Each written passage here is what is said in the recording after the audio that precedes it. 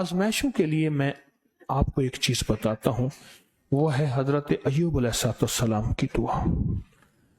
نبی تھے، ان پہ بہت بڑوں کے لیے بڑی آزمائش ہوتی ہے، بہت بڑی آزمائش آئی تو انہوں نے جو دعا پڑھی نا، رب انی مسنی الضر وانت ارحم الراحمین، یہ دعا زبردست ہے۔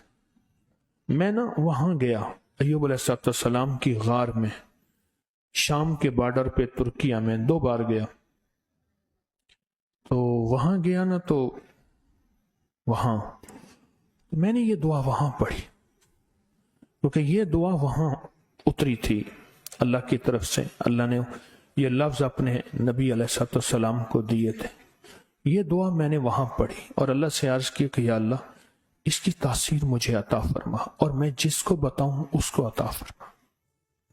مجھے امید ہے کہ اس کریم نے دعا قبول